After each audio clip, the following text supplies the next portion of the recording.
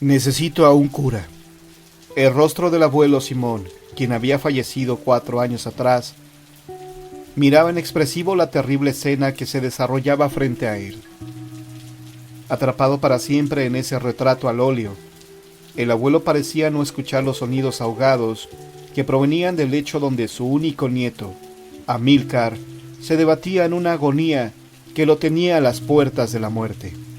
Perpetua, la esposa del enfermo, solo podía refrescar su frente febril con compresas empapadas en agua fría. En una esquina de la habitación, Alberto, el primogénito de la pareja, sabía en su interior que todo esfuerzo por salvar a su padre sería inútil. Afuera, una lluvia pertinaz golpeaba con insistencia los cristales con un ritmo que arreciaba por momentos. Allá a lo lejos se presentía la presencia inmutable de los cerros que rodeaban esa ranchería olvidada en medio de la sierra de Chiapas, a donde ni siquiera la luz eléctrica había llegado. ¿Se va a morir? Mariana, la hermana pequeña de Alberto, se arrodilló junto a éste, mirándolo con sus enormes ojos negros, ojos de revolución, como los había calificado el ahora difunto abuelo Simón. Alberto asintió, abrazó a la niña y se unieron en una plegaria silenciosa que no sería escuchada. Los labios resecos del enfermo se abrieron y un murmullo escapó de ellos. Perpetua se inclinó hacia su marido para tratar de escuchar sus palabras. Necesito un sacerdote, susurró Amílcar, y la voz le salió en una especie de graznido. Perpetua asintió. Tranquilo, ya viene el señor cura. Mintió para no agitar al enfermo. Después, la mujer miró a sus hijos. Todo el dolor que sentía se reflejó en sus ojos, que brillaron a la luz de las velas. Alberto captó la desesperación de esa mirada.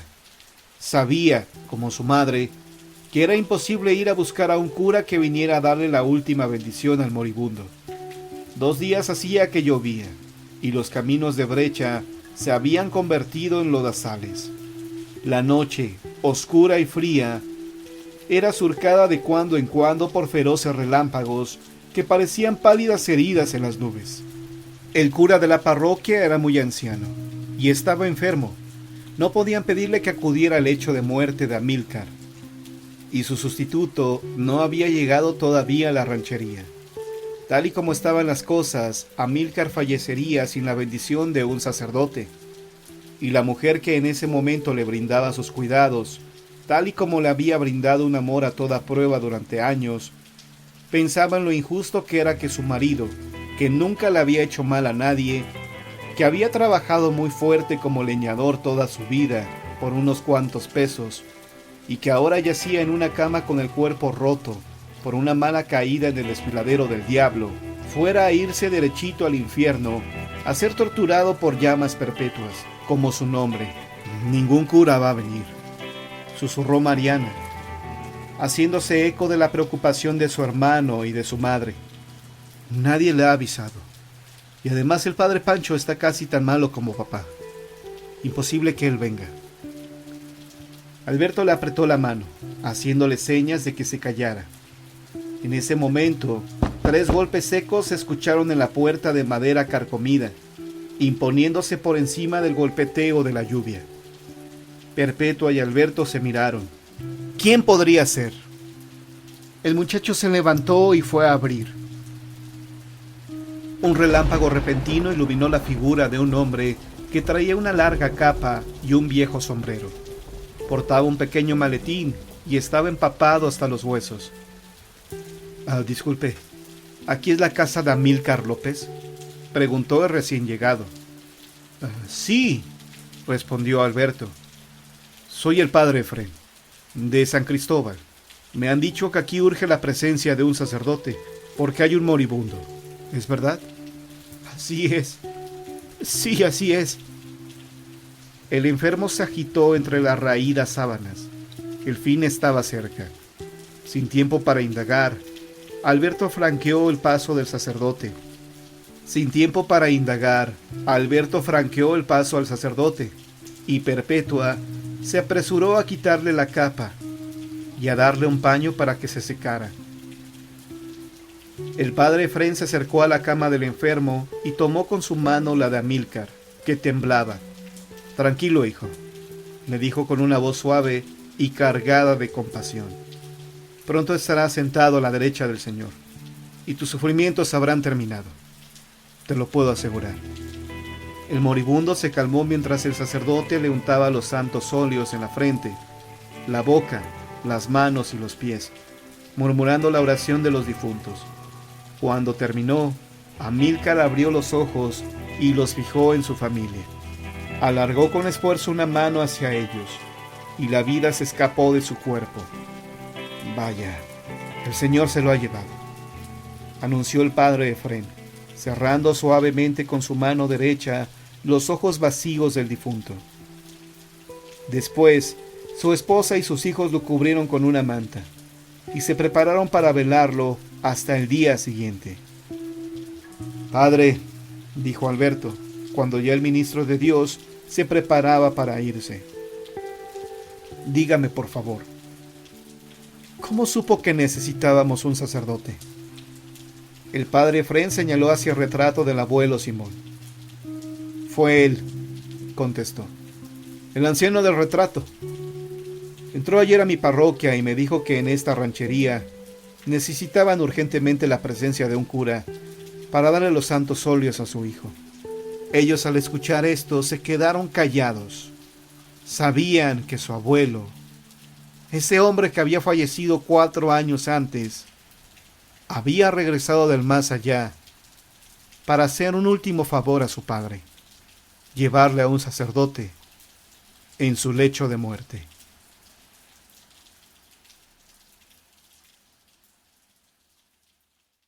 Quisiera contar una historia a la que le sucedió a un amigo hace poco tiempo, y que sea anónima, por favor. Mi amigo acaba de mudarse de casa junto con toda su familia. La casa que tenía la pusieron en renta. Resulta que este cambio se debe a una serie de hechos muy feos que les pasaban en su propia casa, y no aguantaron más. La familia de mi amigo era muy unida, y vivían muy felices y tranquilos. Su papá viajaba constantemente por cuestiones de negocios, y ellos eran muy devotos de la iglesia y de los santos también. Una vez, el papá de mi amigo se fue a Santiago de Chile, y cuando regresó, trajo un cuadro muy grande de una iglesia de allá. El cuadro era de una monja muy famosa en ese país, llamada Laura Vicuña, y a toda la familia le pareció un cuadro muy hermoso, y decidieron colocarlo en la entrada de su casa. Y bueno, ya pasado el tiempo, me cuenta mi amigo que comenzaron a pasar cosas muy extrañas dentro de su hogar. Lo primero que veían eran sombras de personas, sombras oscuras, y la casa de ellos tenían muchísimos espejos.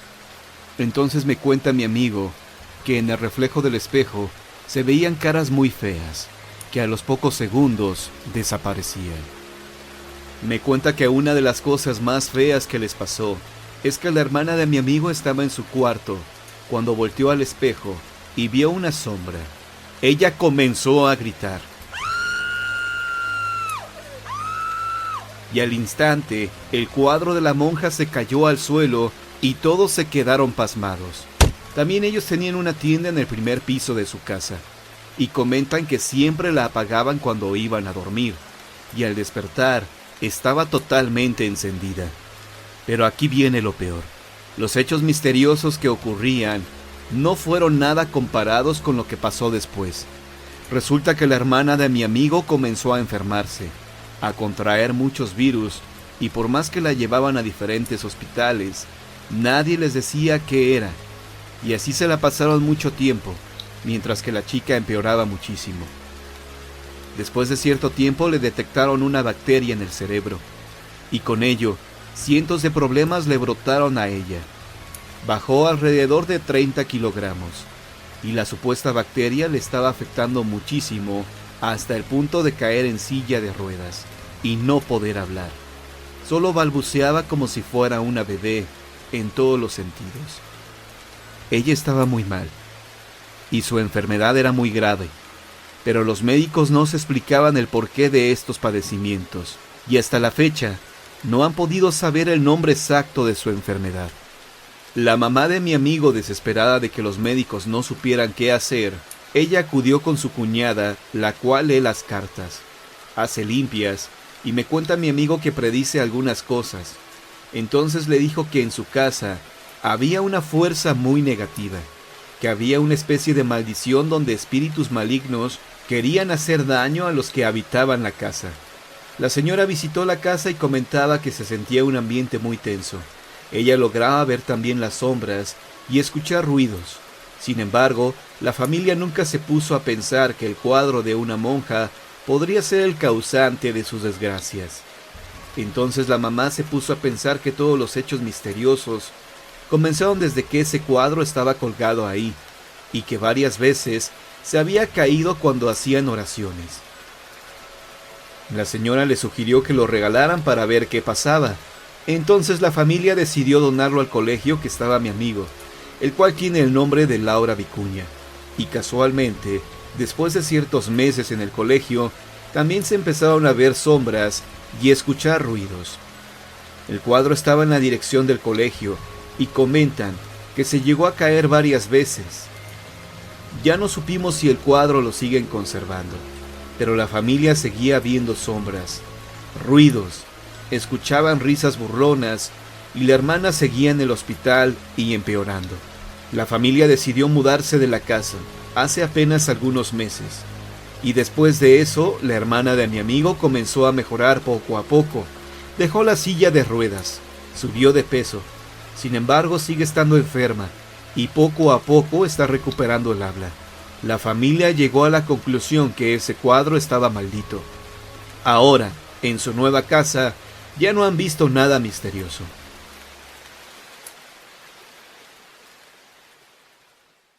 La monja del convento de Jesús María y el religioso difunto.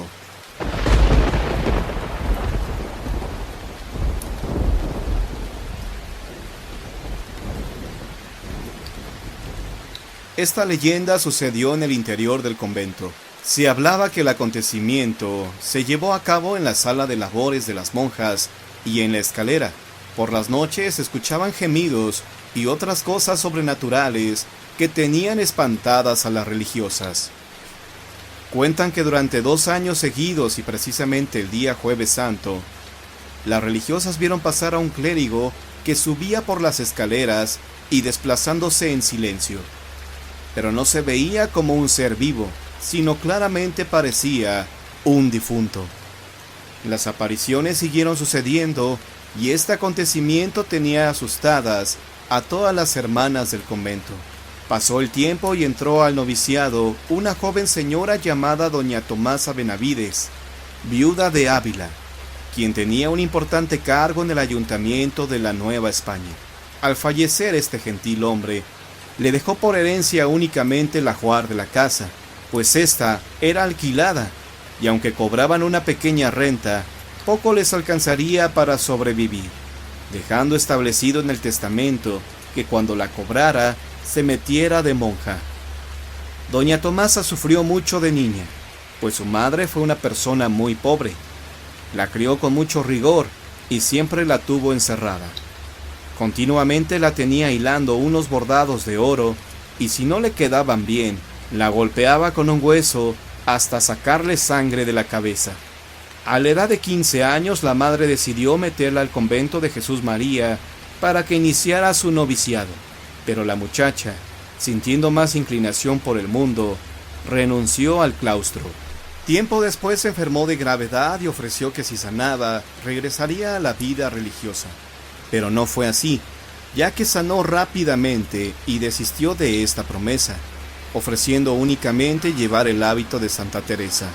Molesta con esta situación, la irritable madre la encerró en el convento de Santa Isabel, abrigando la esperanza de que alguna persona de recursos le diera un dote para que ella profesara. Pero Tomasa no se sentía inclinada a la vida religiosa y volvió al mundo, y al paso del tiempo contrajo matrimonio con don Francisco de Ávila. Sin embargo, la pobre mujer, si con la madre había tenido vida mala, le fue mucho peor con su esposo, ya que era un enfermo de celos. Tapó las ventanas de la casa y cuando se ausentaba, la encerraba de tal manera que la pobre muchacha no tuviera la mínima oportunidad de salir. Para su suerte, Tomasa no duró casada, ya que su esposo se enfermó gravemente y al poco tiempo falleció. Pasados los días de duelo, se le presentó en una ocasión doña Tomasa en el convento de Jesús María en busca de una amiga, y al despedirse de ella, después de lamentarse por su mala suerte, la monja dijo: «Regresa a la casa, pan perdido». Estas palabras calaron profundamente en su ser, por lo que más tarde decidió regresar al monasterio para hacer nuevamente su noviciado. Pasando algún tiempo, después le sucedió algo extraño a Tomasa. Una noche soñó que se le aparecía el clérigo que sus otras hermanas habían observado subir lentamente las escaleras del convento. La razón por la cual se presentaba el sacerdote en este mundo era porque su alma penaba en el purgatorio y les pedía a las religiosas que hicieran oraciones por su espíritu para poder alcanzar el perdón eterno. Desgraciadamente las monjas más bien se asustaban al verlo y poco pensaban en hacer alguna oración para que su pobre alma pudiera subir al cielo. Así que este infeliz hombre comunicó en sueños a Tomasa sus necesidades para que ella hiciera oración por él. Al día siguiente, durante el oficio religioso, Tomasa le explicó a su confesor lo que había soñado la noche anterior. Sin embargo, el sacerdote, suponiendo que esa pesadilla era producto de su imaginación, le dijo únicamente que encomendara a Dios el alma en pena del aparecido. Durante varias noches continuaron las visiones del clérigo en sus sueños de Tomasa, manifestándole que sufría horribles tormentos en el purgatorio, por lo que le rogaba hacer oración y una serie de sacrificios a fin de encontrar el descanso eterno. En una noche de esas, la aparición le manifestó: «¿Es posible, Tomasa, que no seas capaz de hacer lo que te pido, ni tengas compasión de mí por las penas tan terribles que me atormentan en el purgatorio?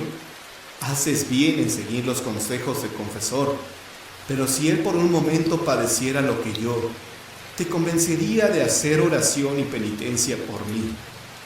Las oraciones deberán hacerlas toda la comunidad, y el ayuno a pan y agua solo lo harás tú». Tomasa le respondió: «Lo que esté en mis manos lo haré, y de muy buena manera, pero en lo que se refiere a las oraciones en comunidad, dependerá de si mis hermanas crean que usted en sueños me ha solicitado que hagamos oración por el eterno descanso de su alma». Terminadas estas palabras, el fallecido la tomó del brazo, al mismo tiempo que le decía: «Sí te creerán, y harán oración por mí». Al mismo tiempo que el fantasma le decía estas palabras, la monja sintió que todo su cuerpo se estremecía, y de un sopetón despertó a sus hermanas, que dormían plácidamente, dando gritos. Cuando se acercaron a la celda de Tomasa para investigar lo que sucedía, les llamó la atención que en su habitación se percibía un intenso olor a carne quemada, quedando todas fuertemente impresionadas. La Madre Superiora tuvo que dar aviso al arzobispo, quien le dio instrucciones al vicario general, para que se presentara de inmediato al convento a cerciorarse de la veracidad de los acontecimientos que le había relatado la monja. El vicario general pudo atestiguar que los hechos relatados eran verídicos, ya que el brazo de Tomasa tenía marcada la quemadura de los 5 dedos del fallecido la noche anterior. Además, para aseverar la realidad de lo sucedido, se pidió la opinión de varios médicos de mucho prestigio, quienes bajo juramento aseguraron que el fuego que había quemado el brazo de Tomasa no era de este mundo, porque además de la lesión, le había provocado la contracción de los nervios de dicho miembro. Curiosamente, el dictamen que los expertos emitieron indicó que la quemadura no se extendía a todo el brazo, sino únicamente en la zona donde los dedos del fallecido le oprimieron, quedando estampadas las huellas del sacerdote difunto, sin haber inflamación alrededor de la herida. Cabe hacer notar que no existía medicina que produjera un efecto benéfico sobre esta lesión, cuenta la leyenda que se hicieron muchas misas, y se rezaron gran cantidad de rosarios por el alma del difunto. Tomasa no pudo hacer los ayunos ofrecidos, pues su estado de salud no se lo permitió, pero algunas religiosas con gran gusto la suplieron. Tiempo más tarde se le volvió a aparecer el clérigo en pena a Tomasa, mostrándose muy agradecido. Le comentó que sus penas ya no eran tan grandes, pero le suplicaba que no dejara de hacer ayuno. Asimismo, le manifestó que no tuviera preocupación por la herida de su brazo, pues sanaría por completo el día que él dejara de penar en el purgatorio y subiera al cielo. Además, le hizo saber que cuando entrara en la gloria, se convertiría en su intercesor ante el Creador. La invitó a perseverar en la vida religiosa en la que Dios la puso. Al despedirse el sacerdote y concluir esta plática, le tomó el otro brazo, pero en esta ocasión solo con 3 dedos. Al momento, la novicia sintió un dolor muy fuerte, pues algo le quemaba como si le hubieran puesto una brasa ardiendo en su miembro, quedándole marcados los dedos en el brazo. Tomasa perseveró en sus oraciones y penitencias durante un buen tiempo. Su vida como religiosa fue ejemplar para sus hermanas por su sencillez y caridad. Se dice que mandó a quitar hasta el colchón de su cama y dormía sobre unas tablas. Su cuerpo lo cubría con un sencillo hábito y en la cintura se amarró cilicios con cadenas de acero. En los zapatos se ponía piedras y en ocasiones usaba hasta clavos para mortificar su cuerpo. Se afirma que después de muchos años de purgatorio, el alma del clérigo difunto subió al cielo, pues cierto día amaneció Tomasa sin huellas de las quemaduras que le había provocado el alma en pena del aparecido, y ella ya pudo sentirse más tranquila por el esfuerzo realizado para lograr que este pobre hombre alcanzara por fin el cielo.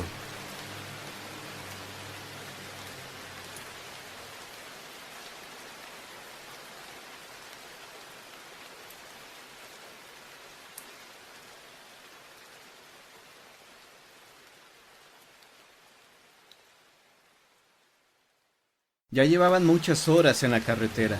Nunca antes habían tardado tanto tiempo en llegar a Veracruz, y los 4 amigos se sentían molestos y cansados. Para colmo, el clima había cambiado súbitamente. Una capa de niebla comenzaba a formarse a su alrededor, dificultando la visibilidad. Arturo entornó los ojos y prendió los faros de niebla. Solo así logró distinguir el jet azul de Ramón que avanzaba a unos 12 metros delante de ellos. La niebla se fue volviendo más y más espesa hasta que cubrió todo el camino. Pasado un rato ya no fue posible distinguir al Jetta, cuyas luces intermitentes la habían servido de guía. Arturo avanzó todavía unos metros más, sin saber si aún seguía sobre la carretera o si se había salido. No había manera de continuar, por eso fue disminuyendo la velocidad hasta que se orilló. Esperó unos 20 minutos con la esperanza de que el entorno se disipara, pero eso no ocurrió. Los cristales comenzaron a empañarse y afuera, diminutas gotas de rocío humedecieron el cristal.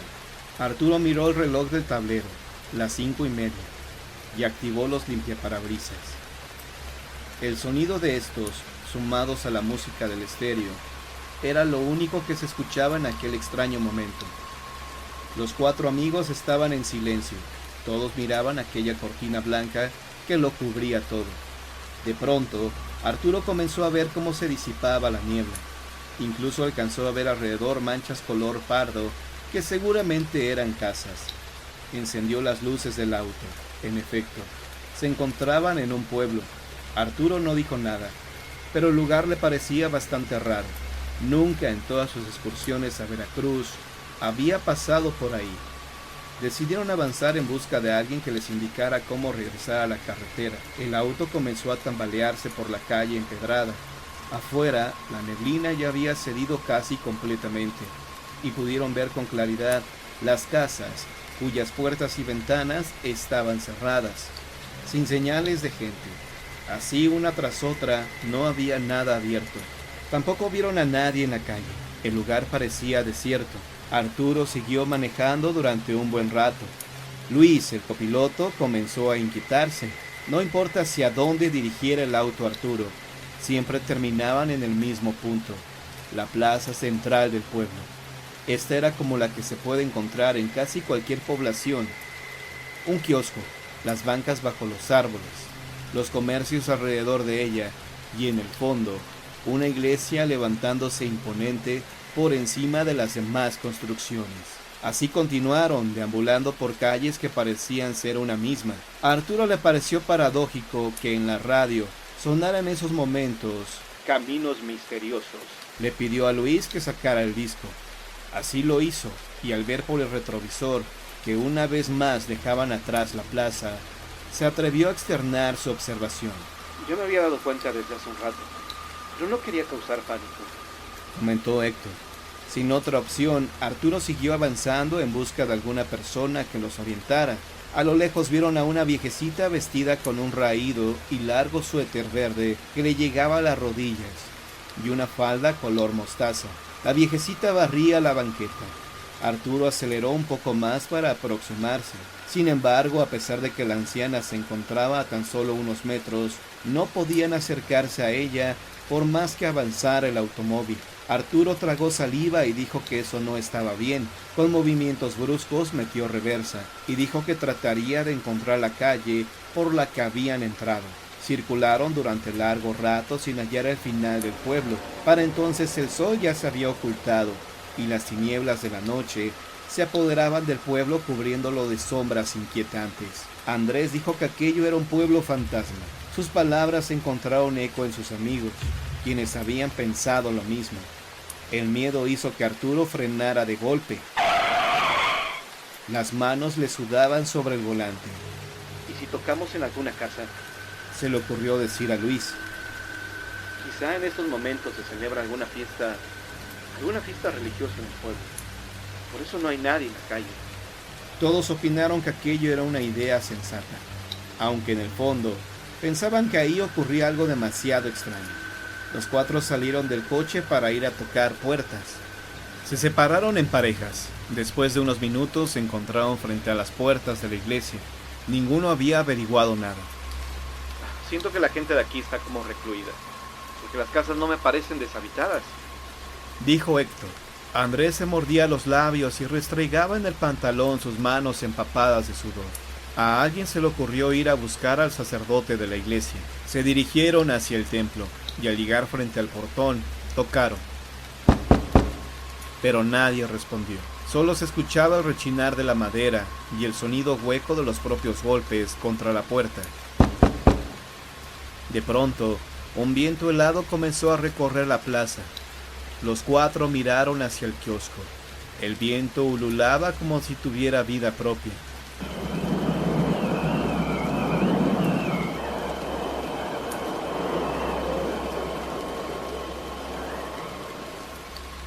Las banderas de colores que adornaban el kiosco se agitaron furiosamente. Andrés sugirió que regresaran al auto. Su voz sonaba entrecortada. Sin embargo, Arturo dijo que primero rodearan la iglesia para buscar la casa del sacerdote. Sin embargo, en la parte posterior del templo no había otra construcción, así que decidieron regresar al carro que estaba estacionado justo al lado del kiosco. Cuando estuvieron en el interior, a Arturo se le ocurrió que no tenían más opción que quedarse a pasar la noche en el automóvil.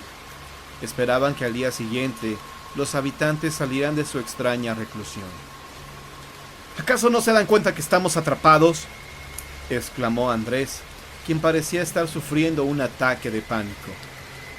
Ya cálmate, por favor, pidió Luis, exasperado. Entonces comenzaron a discutir cada vez más acaloradamente, hasta el punto en que Arturo tuvo que detener a Luis para que no golpeara a Andrés. Al momento que hizo eso, el codo de Luis se recargó sobre el claxon.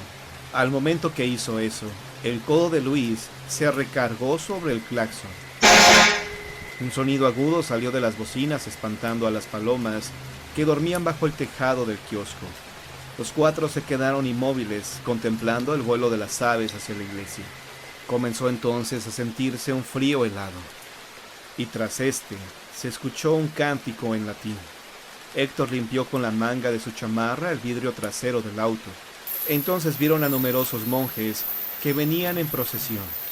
Vestían un hábito color café y llevaban la cabeza cubierta con capucha. Todos caminaban lentamente hacia la iglesia, sosteniendo entre sus manos cirios encendidos.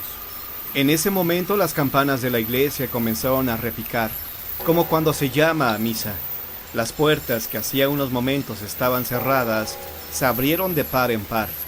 La procesión de monjes pasó al lado del auto, y los jóvenes salieron para ver de qué se trataba. Una vez afuera, trataron de abordar a uno de esos monjes. El espanto se apoderó de ellos. Bajo la capucha se hallaba el rostro desfigurado de algo que no era hombre. Sus ojos, absolutamente negros y perdidos, contrastaban con el color rojizo de una piel carcomida. Bajo las mangas del hábito, pudieron advertir que los que sostenían el cirio no eran manos, sino garras negras y monstruosas. Los pies tampoco eran de humano, sino de lobo. Miraron al resto de los monjes, percibiendo que todos tenían el mismo aspecto. Cantaban al unísono, y estaban tan absortos en su letanía que ninguno reparó en la presencia de los muchachos, quienes se encontraban atónitos contemplando aquel horrorífico espectáculo. De la iglesia salió un monje idéntico a los demás, solo que era más alto y corpulento. A diferencia de los otros, este sí se fijó en los 4 amigos, clavó su mirada en ellos. Sus ojos eran profundos e inquietantes. Sin más, les dirigió una sonrisa amenazante que permitía ver unos enormes colmillos. Después entró en la iglesia. La procesión lo siguió. Las puertas se cerraron y las campanas dejaron de tocar. El pueblo quedó envuelto en un silencio sepulcral, sin decir nada.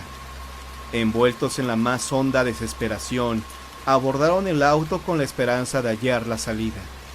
No obstante, el resultado fue el mismo. Arturo detuvo el auto. Todos miraban hacia la iglesia, a la que sin remedio volvían a regresar. ¿Qué abominable ritual se estaba celebrando ahí? ¿A qué maléfica raza pertenecían los seres que habían entrado en ese lugar?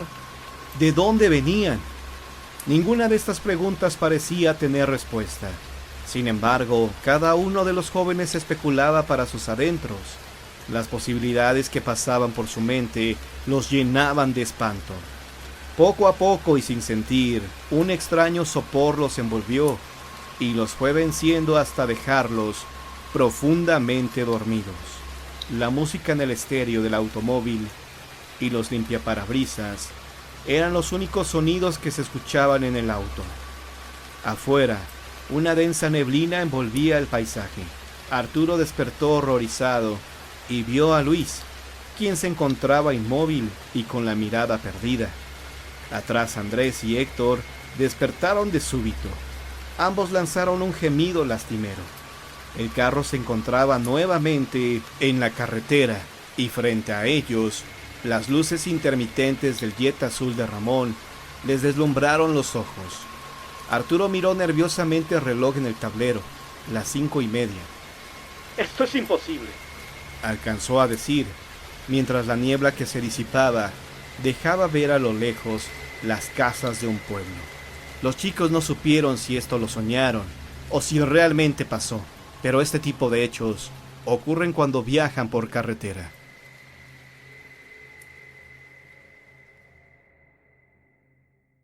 La misa macabra dentro del Panteón El Saucito, en San Luis Potosí, fue en el segundo tercio del siglo XVI cuando llegó de Europa a la Nueva España don Rodrigo de Quevedo y Coronado, descendiente de Hernán Cortés, por lo cual fue recibido con muchos honores. Tenía una posición privilegiada, aunque nadie sabía con certeza cuál era su encomienda, pues además de tener cédula real que lo convertía prácticamente en intocable, se rehusaba a contestar cuando le cuestionaban sobre su misión. Don Rodrigo tenía a su mando a varios esclavos, quienes trabajaban todo el día en condiciones infrahumanas. Excavaban buscando oro, pero al no encontrarlo, él los acusaba de haraganes y ladrones, por lo cual los castigaba azotándolos y dejándolos sin comer. Muchos murieron bajo su mando. Al ver tantos atropellos por parte de Quevedo, el virrey de Nueva España y el conde de Montalbán se comunicaron con el rey de España para informarle los actos crueles que realizaba su emisario. El rey decidió cumplir el capricho que tenía don Rodrigo antes de que fuera enviado a la Nueva España, inspeccionar las tierras del Potosí. La noticia lo hizo sumamente feliz, pues sabía que ahí había oro y plata en abundancia. Cuando don Rodrigo llegó a San Luis Potosí, descubrió con desilusión que eran tierras áridas, inhóspitas, pero se consoló al saber que debajo de estas había ocultos yacimientos de oro y plata. Sus nuevos esclavos le construyeron una casa enorme, donde vigilaba que ellos trabajaran sin descanso, buscando los preciados metales en los alrededores. Después de varios días en que los esclavos de Rodrigo buscaron afanosamente, hallaron unas piedras que brillaban como el oro. De hecho, con ellas los indígenas construían collares. Rodrigo, creyendo que por fin había dado con el precioso metal, lo envió a España, pero le dijeron que se trataba de guijarros, una piedra que no tiene ningún valor. Don Rodrigo comenzó a desesperarse y sintió que el tiempo se le estaba acabando, pues de España llegaron dos hermanos, Juan y Pablo de la Rosa, jóvenes que al igual que él buscaban oro. Don Rodrigo les dio alojamiento en su casa con el fin de tenerlos vigilados, pues no quería que ellos lo hallaran primero y no le informaran. Buscaron por semanas en una mina con más de 200 indígenas a su disposición. Los esclavos excavaron en lo más profundo que pudieron, pero no encontraron nada. Los hermanos, resignados de que habían fracasado, le informaron de esto a don Rodrigo. Él no tomó con agrado la noticia y les pidió a los hermanos que regresaran a la mina para ver cuánto más habían excavado los esclavos. Ellos obedecieron. En ese momento, un trastornado Rodrigo le pidió a dos de sus más fieles capataces que desviaran un canal de aguas hacia la entrada de la mina. Ellos obedecieron por temor a que los matara. Cientos de litros de agua entraban a la mina en segundos, y a los pocos minutos comenzaron a escucharse los gritos de desesperación de aquellos hombres que trataban de salvar sus vidas. Al no escuchar más gritos, don Rodrigo se retiró a su casa, en donde se encerró todo el día. No pasó mucho tiempo para que las almas de esas personas comenzaran a atormentarlo, pues don Rodrigo las veía dentro de su casa como espectros, reclamándole que por su avaricia ellos habían muerto. De día y de noche don Rodrigo era atormentado con esas presencias fantasmales. También en sus sueños los reclamos eran de este tipo. Cierta noche se le apareció San Luis Rey, santo patrono de San Luis Potosí, quien le mostró una nutrida procesión fantasmal, conformada por las más de 200 personas que había matado, ahogándolas. Don Rodrigo se horrorizó al ver a los esclavos y a los hermanos de la Rosa como espectros, que le recriminaban sus actos. Rodrigo les pedía clemencia a estas almas, decía estar arrepentido por sus actos y pedía perdón a Dios. De esta forma la visión de los espectros desapareció súbitamente. Al día siguiente, don Rodrigo tuvo un cambio radical en su vida. Se dispuso a ayudar a la gente más pobre. Entregaba, de forma irónica, monedas de oro a los más necesitados del pueblo. Incluso buscaba a los pordioseros para curarles sus heridas. Se desgarraba su ropa fina y la usaba como vendas. Esto demostraba el enorme arrepentimiento que sentía y el miedo que tenía de ir al infierno cuando muriera. Por esos días llegó a este lugar un fraile franciscano llamado Fray Benedicto de Guzmán, el cual tenía fama de santo. Don Rodrigo lo buscó con desesperación para que éste lo confesara y perdonara sus pecados. El fraile le impuso 12 penitencias y además le dijo que cuando muriera debían oficiarle una misa de cuerpo presente. A partir de este encuentro con el fraile, don Rodrigo llevó una vida ejemplar. Aquellos que no conocían su pasado, les hubiera sido difícil imaginarse que este hombre había sido el causante de tantas muertes. Don Rodrigo falleció 24 años después de su confesión con Fray Benedicto. Su única familiar, doña Soledad García Coronado, fue la encargada de abrir su testamento, en donde solicitaba la presencia de algunas personas para que lo acompañaran a su funeral, pero todas ya estaban muertas. Doña Soledad incluso viajó a la Ciudad de México para pedirle a la hija de Juan de la Rosa que por favor acudiera a la misa, pero ella se negó rotundamente. La misa se celebró, pero ninguna de las personas nombradas en el testamento estuvo en la misa. 3 años después de la muerte de don Rodrigo, ocurrió un hecho inexplicable y al mismo tiempo macabro. Una noche, mientras doña Soledad rezaba por el eterno descanso de su pariente, escuchó que afuera de su casa se escuchaban cantos funerarios. Esto llamó poderosamente su atención y se asomó por la ventana para ver qué sucedía. No podía creer lo que estaba viendo. Se trataba de una procesión fantasmal. Entre los espectros logró distinguir a algunas de las personas que conoció en vida, pues fueron amigos de don Rodrigo. Doña Soledad salió de su casa y siguió la procesión fantasmal que se dirigía al panteón del Saucito. Adentro, la mujer observó, gracias a la luz de la luna llena, que estas ánimas estaban montando guardia a don Rodrigo, quien estaba tendido sobre una lápida. Ella se espantó con lo que vio y regresó a su casa corriendo, agradecida con Dios porque al fin don Rodrigo podría descansar en paz. Pero esto no era así, pues 100 años después, en 1909, se repitió la procesión y la vio Consuelo Meléndez, viuda de Hinojosa. Ella lo informó al sacerdote Antonio Cabañas, quien conocía la historia. Incluso el clérigo le dijo que faltaban 2 procesiones más, pues estas debían sumar 7. Esas peregrinaciones se realizan cada 100 años, así que debió verse una en el año 2009. Mas no existe ningún reporte, o bien, el que fue testigo ha preferido guardar silencio. La última ocurrirá en el año 2109, así que las futuras generaciones que escuchen esto deberán estar atentas por si acaso logran ver la última peregrinación fantasmal en honor a don Rodrigo de Quevedo, con la cual por fin podrá descansar en paz.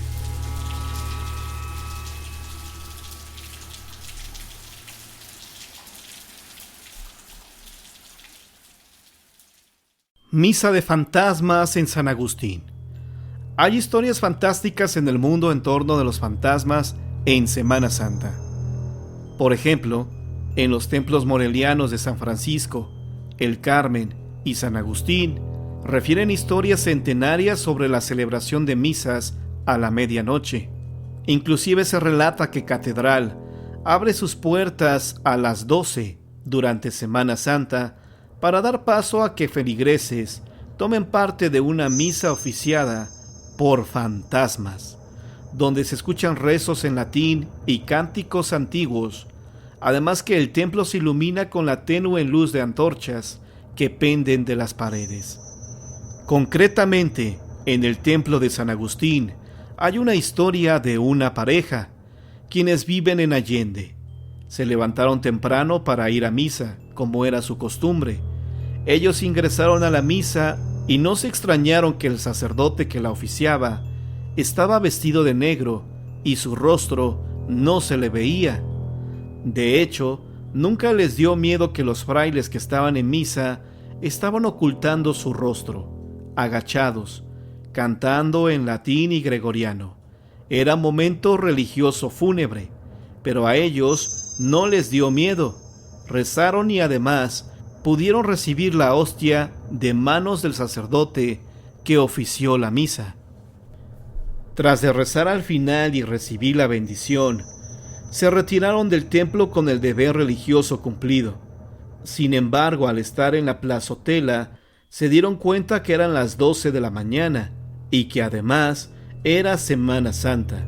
Por lo tanto, los oficios eran más tarde. Nunca lo han podido explicar, pero de que fueron a misa durante Semana Mayor, asistieron, solo que estuvieron al lado de decenas de fallecidos, quienes ahí pudieron estar todos en esa misa negra o misa de los fantasmas. El Puente del Fraile. En el antiguo camino que va a Tecalitlán se encontraba un puente de madera para atravesar el río. Esto no tendría nada de novedoso si no fuera porque este lugar era el punto de reunión de un monje franciscano con su amada. El romance nació cuando en una ocasión, estando en misa, el monje la vio entre los asistentes y se enamoró perdidamente de ella. El monje sabía perfectamente que era un amor imposible, pues como eclesiástico había consagrado su vida a Dios, renunciando a los placeres mundanos, pero la extraordinaria belleza de esa mujer lo cautivó al grado que lo hizo olvidar todas las promesas hechas para llevar a cabo su misión dentro de la iglesia. Este hombre no podía contener su pasión por ella, y todas las noches se encontraba en ese puente, pensando que nadie se daría cuenta, pero nunca falta alguien que se ocupe de la vida ajena, y no solamente lo descubrió, sino que rápidamente se dirigió a dar aviso a las autoridades eclesiásticas, quienes de inmediato procedieron en aplicar un castigo ejemplar al infractor. El monje fue sorprendido y capturado en infraganti, y la joven, temiendo los terribles castigos que impartía la Santa Inquisición, decidió terminar con su vida arrojándose al río, donde falleció ahogada cuando se golpeó la cabeza con unas rocas. El monje fue testigo presencial de todo esto, y un inmenso dolor se apoderó de su corazón, pero ni siquiera le importó que lo llevaran preso. Su castigo fue terrible. Lo amarraron a un árbol y ahí le prendieron fuego. Las cenizas de este monje fueron arrojadas al río, donde cada noche se reunía con su amada. En cierta forma logró reunirse con ella, pues el cuerpo de su amada jamás fue recuperado. Hoy, al puente se le conoce como el Puente de San Pedro, y se dice que en las noches de lluvia se escucha el llanto de este monje que perdió a su amada. También hay quienes aseguran haber visto más de una vez a la misma mujer arrojándose al río, la protagonista de esta leyenda que repetirá eternamente su trágico fin. Ya llevaban muchas horas en la carretera. Nunca antes habían tardado tanto tiempo en llegar a Veracruz, y los 4 amigos se sentían molestos y cansados. Para colmo, el clima había cambiado súbitamente. Una capa de niebla comenzaba a formarse a su alrededor, dificultando la visibilidad. Arturo entornó los ojos y prendió los faros de niebla. Solo así logró distinguir el Jetta azul de Ramón, que avanzaba a unos 12 metros delante de ellos. La niebla se fue volviendo más y más espesa, hasta que cubrió todo el camino. Pasado un rato ya no fue posible distinguir al Jetta, cuyas luces intermitentes la habían servido de guía. Arturo avanzó todavía unos metros más, sin saber si aún seguía sobre la carretera o si se había salido. No había manera de continuar, por eso fue disminuyendo la velocidad hasta que se orilló. Esperó unos 20 minutos con la esperanza de que el entorno se disipara, pero eso no ocurrió. Los cristales comenzaron a empañarse, y afuera, diminutas gotas de rocío humedecieron el cristal. Arturo miró el reloj del tablero, las 5:30, y activó los limpiaparabrisas. El sonido de estos, sumados a la música del estéreo, era lo único que se escuchaba en aquel extraño momento. Los 4 amigos estaban en silencio, todos miraban aquella cortina blanca que lo cubría todo. De pronto, Arturo comenzó a ver cómo se disipaba la niebla. Incluso alcanzó a ver alrededor manchas color pardo que seguramente eran casas. Encendió las luces del auto. En efecto, se encontraban en un pueblo. Arturo no dijo nada, pero el lugar le parecía bastante raro. Nunca en todas sus excursiones a Veracruz había pasado por ahí. Decidieron avanzar en busca de alguien que les indicara cómo regresar a la carretera. El auto comenzó a tambalearse por la calle empedrada. Afuera, la neblina ya había cedido casi completamente, y pudieron ver con claridad las casas, cuyas puertas y ventanas estaban cerradas, sin señales de gente. Así, una tras otra, no había nada abierto. Tampoco vieron a nadie en la calle. El lugar parecía desierto. Arturo siguió manejando durante un buen rato. Luis, el copiloto, comenzó a inquietarse. No importa hacia dónde dirigiera el auto Arturo, siempre terminaban en el mismo punto, la plaza central del pueblo. Esta era como la que se puede encontrar en casi cualquier población. Un kiosco, las bancas bajo los árboles, los comercios alrededor de ella, y en el fondo, una iglesia levantándose imponente por encima de las demás construcciones. Así continuaron, deambulando por calles que parecían ser una misma. A Arturo le pareció paradójico que en la radio sonara en esos momentos Caminos Misteriosos. Le pidió a Luis que sacara el disco. Así lo hizo, y al ver por el retrovisor que una vez más dejaban atrás la plaza, se atrevió a externar su observación. Yo me había dado cuenta desde hace un rato, pero no quería causar pánico, comentó Héctor. Sin otra opción, Arturo siguió avanzando en busca de alguna persona que los orientara. A lo lejos vieron a una viejecita vestida con un raído y largo suéter verde que le llegaba a las rodillas, y una falda color mostaza. La viejecita barría la banqueta. Arturo aceleró un poco más para aproximarse. Sin embargo, a pesar de que la anciana se encontraba a tan solo unos metros, no podían acercarse a ella por más que avanzara el automóvil. Arturo tragó saliva y dijo que eso no estaba bien. Con movimientos bruscos metió reversa y dijo que trataría de encontrar la calle por la que habían entrado. Circularon durante largo rato sin hallar el final del pueblo. Para entonces el sol ya se había ocultado y las tinieblas de la noche se apoderaban del pueblo cubriéndolo de sombras inquietantes. Andrés dijo que aquello era un pueblo fantasma. Sus palabras encontraron eco en sus amigos, quienes habían pensado lo mismo. El miedo hizo que Arturo frenara de golpe. Las manos le sudaban sobre el volante. ¿Y si tocamos en alguna casa? Se le ocurrió decir a Luis. Quizá en estos momentos se celebra alguna fiesta religiosa en el pueblo. Por eso no hay nadie en la calle. Todos opinaron que aquello era una idea sensata, aunque en el fondo pensaban que ahí ocurría algo demasiado extraño. Los cuatro salieron del coche para ir a tocar puertas. Se separaron en parejas. Después de unos minutos se encontraron frente a las puertas de la iglesia. Ninguno había averiguado nada. Siento que la gente de aquí está como recluida, porque las casas no me parecen deshabitadas, dijo Héctor. Andrés se mordía los labios y restregaba en el pantalón sus manos empapadas de sudor. A alguien se le ocurrió ir a buscar al sacerdote de la iglesia. Se dirigieron hacia el templo, y al llegar frente al portón, tocaron. Pero nadie respondió. Solo se escuchaba el rechinar de la madera y el sonido hueco de los propios golpes contra la puerta. De pronto, un viento helado comenzó a recorrer la plaza. Los cuatro miraron hacia el kiosco. El viento ululaba como si tuviera vida propia.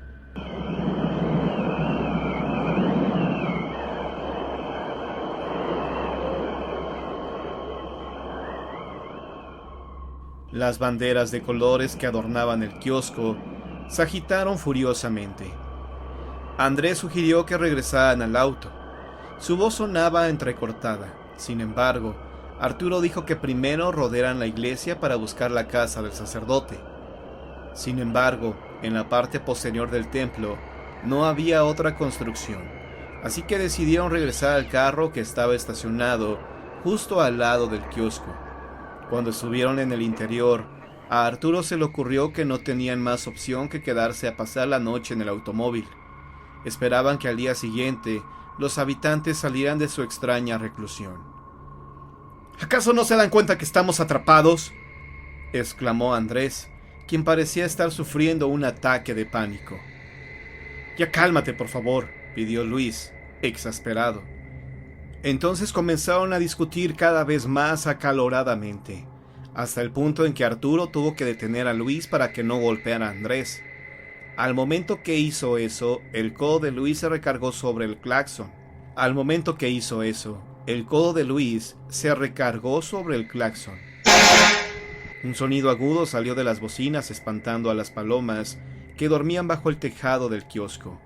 Los cuatro se quedaron inmóviles, contemplando el vuelo de las aves hacia la iglesia. Comenzó entonces a sentirse un frío helado, y tras este se escuchó un cántico en latín. Héctor limpió con la manga de su chamarra el vidrio trasero del auto. Entonces vieron a numerosos monjes que venían en procesión. Vestían un hábito color café y llevaban la cabeza cubierta con capucha. Todos caminaban lentamente hacia la iglesia, sosteniendo entre sus manos cirios encendidos. En ese momento las campanas de la iglesia comenzaron a repicar, como cuando se llama a misa. Las puertas, que hacía unos momentos estaban cerradas, se abrieron de par en par. La procesión de monjes pasó al lado del auto, y los jóvenes salieron para ver de qué se trataba. Una vez afuera, trataron de abordar a uno de esos monjes. El espanto se apoderó de ellos. Bajo la capucha se hallaba el rostro desfigurado de algo que no era hombre.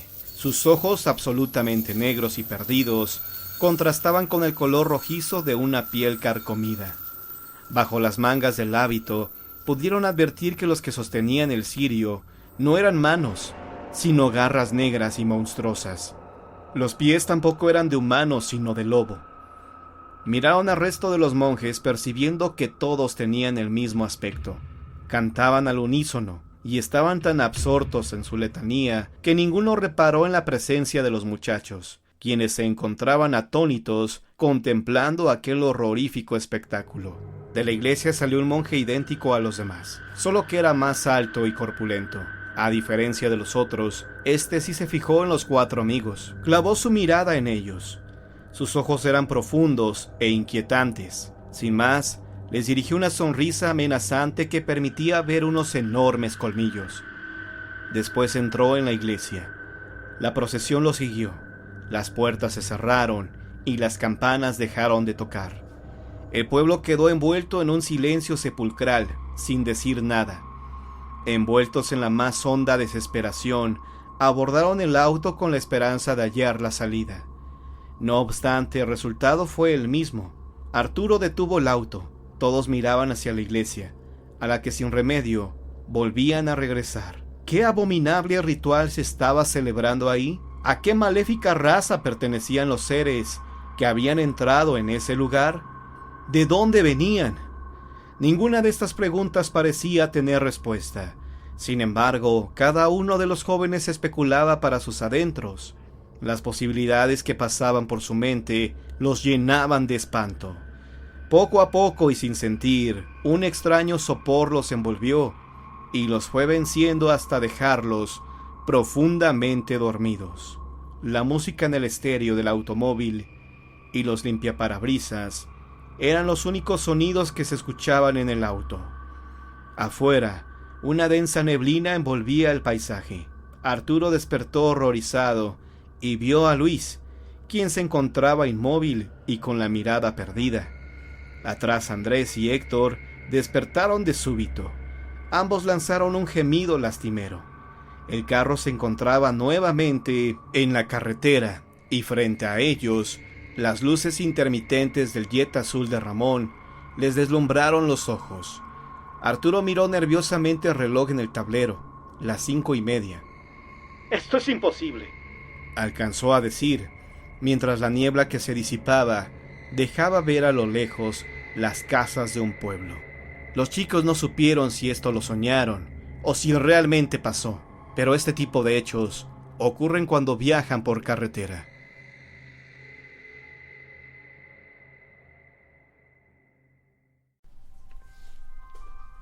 El sacerdote en el cementerio.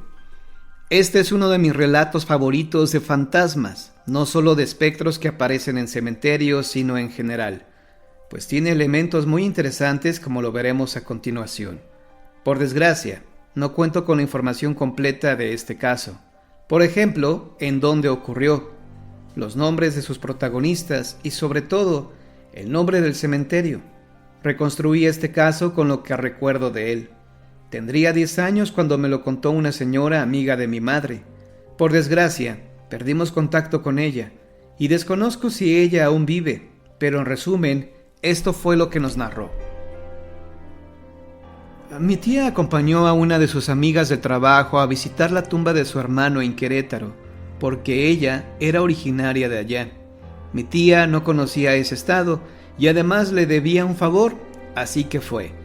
El nombre del panteón donde ocurrió esto no lo recuerdo. El hecho es que llegaron al cementerio a eso de las 3 de la tarde. Había muchísima gente porque era 2 de noviembre, Día de los Fieles Difuntos. Limpiaron la tumba, la cual ya estaba vieja, sucia, con tierra encima y pasto crecido a los lados. Le pusieron las flores que habían comprado y cuando ya estaban por irse, se les acercó un sacerdote de avanzada edad, preguntándoles si no querían un rezo para su difunto. Ellas aceptaron y el cura pronunció un Ave María y un Padre Nuestro. Cuando estaban rezando, mi tía se dio cuenta que la sotana del cura ya estaba muy maltrecha, raída, lo que le inspiró un poco de lástima, porque se veía súper amolado el pobre. Para terminar su servicio, el cura sacó una botellita de agua bendita y roció la tumba, pero el agua no se veía limpia, parecía verdosa, como si le hubiera caído tierra. Al terminar, le preguntó a esta chica que cuánto le debía por rezarle a su hermano, y el sacerdote le dijo que nada, que como pago dedicara una oración por aquellas personas que sirven en la iglesia. Se marcharon del panteón y de repente se nubló y comenzó a llover muy fuerte. Ellas, para atajarse del agua, se metieron a una parroquia que estaba al paso, y como la lluvia no se quitaba, pues comenzaron a recorrer el templo. En esta iglesia había una sala donde estaban los retratos de los curas que ahí habían servido y que ya habían fallecido, y entre ellos estaba precisamente el sacerdote que minutos antes les había rezado en el cementerio. Este fue el relato que escuché cuando yo era niño, y desde ahí se me quedó grabado. Cada vez que lo narro en programas de radio, trato de ser fiel a mis recuerdos por si acaso lo llega a escuchar la mujer que nos contó esta experiencia, o inclusive las personas que vivieron este hecho. Dudo que se trate de una mera leyenda, pues he buscado algún caso similar a este en libros y no lo he encontrado. Caso contrario al que veremos a continuación, donde hay diferentes versiones situando los hechos en diferentes épocas y lugares.